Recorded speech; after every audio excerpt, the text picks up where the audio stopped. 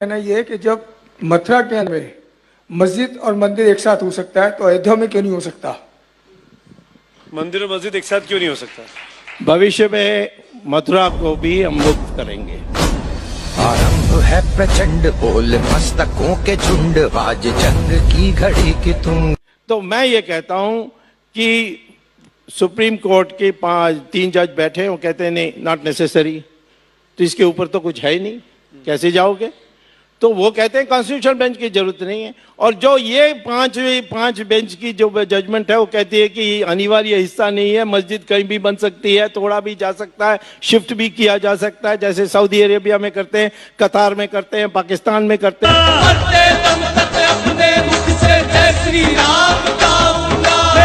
फर्ज करिए कि आप जीत जाते हैं तो फिर वो केस तो इन्फ्रक्चर्स होगा, यानी आप जो क्रिमिनल एक्शन किया गया डेमोलिशन का, उनको आप रिवॉर्ड कर रहे हैं, तो क्या ये इंसाफ, ऐसा होगा इंसाफ? स्वामी जी, पहले तो हम कोर्ट में इसीलिए हैं कि दोनों के पक्ष सुन ले और फैसला हो जाए।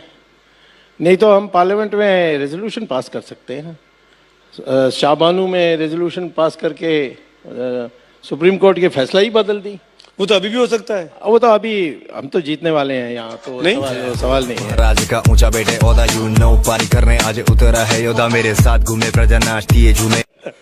मैं ये कहता हूं कि मस्जिद नमाज पढ़ने के लिए जगह है,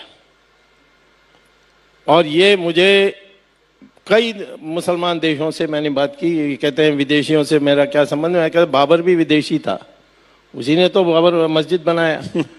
तो मस्जिद नमाज पढ़ने की जगह है, और नमाज कहीं भी पढ़ा जा सकता है, यहाँ भी पढ़ाया जा सकता है, और सड़कों में पढ़ते हैं, रेलवे प्लेटफॉर्म में पढ़ सकते हैं। पर तो स्वामी जी, तो इसीलिए आपको नमाज पढ़ने के लिए एक जगह चाहिए, हम जगह दे देंगे। अरे अलते में भलते में राफे कवाली, सब शाने खड़े ले कोई नहीं देता ताली, हाँ तेरे से बेटा वो नहीं पटने वाली तो सब। अच्छा, आगे ये बात करते हैं कि ऐसा ही अगर मैं स्वामी साहब का घर खोदूंगा निजामुद्दीन में, वहां पे रहीमुद्दीन रहीम खां का घर निकलेगा? ले लूंगा मैं, ले लो, ले लूंगा मैं। राम मंदिर दे दो, देखिए वो मंदिर लाइफ इज इजी समझने की देरी है, नहीं समझा तो समझ ले जिंदगी तेरी मेरी है, बाकी बोल हिंदुस्तान की जनता इतनी मैच्योर है कि गुजरात में 2000 लोग मारे गए और जो चीफ मिनिस्टर कंट्रोल नहीं कर सका उसको प्राइम मिनिस्टर बना दिए। इतनी मैच्योर है हिंदुस्तान की जनता। हिंदुस्तान की जनता, सुनिए मुझे मुकम्मल, हिंदुस्तान की जनता इतनी मैच्योर है कि दिल्ली की सड़कों पर 2000 सिखों को मारा गया और प्राइम मिनिस्टर बना दिया आपने। ये मैच्योरिटी है। मैं आप उसमें मत जाइए, बड़ी सब्जेक्टिव चीज है वो। नहीं, नादिर शाह ने इस देश में दिल्ली में कत्लेआम किया था, हम ये नहीं कहते कि वो वैसी उसका वारिस है।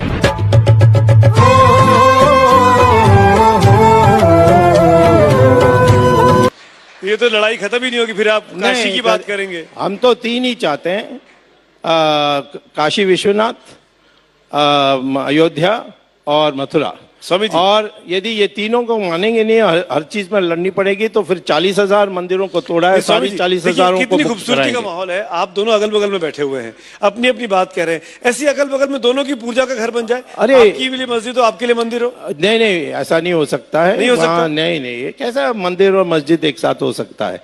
वहां तो राम जन्मभूमि बनी, मस्जिद तो कहीं भी बन सकती है, और कोई जगह चुन लो, वहां मस्जिद बना के दे देंगे। मैं आपको एक बात कहना चाह रहा हूं इस पे कि 1993 में नरसिम्हा राव गवर्नमेंट ने एक लॉ बनाया कि 15 अगस्त 1947 को जितने रिलीजियस स्ट्रक्चर्स हैं उनको चेंज नहीं किया जा सकता। ये पार्लियामेंट में कानून बन चुका है, फिर भी स्वामी साहब जो है एमनीजिया का शिकार हो रहे हैं।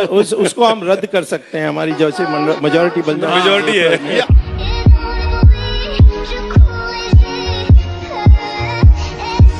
तो इसीलिए मैं समझता हूं कि इसके लिए समाधान यही है कि ये भी थोड़ा ठंडा हो जाए, और ये मैं इनको तो बहुत मानता हूं, ये बहुत होशियार हैं, इसको ये देशभक्त भी हैं, ये सारी मैं मानता हूं। सवाल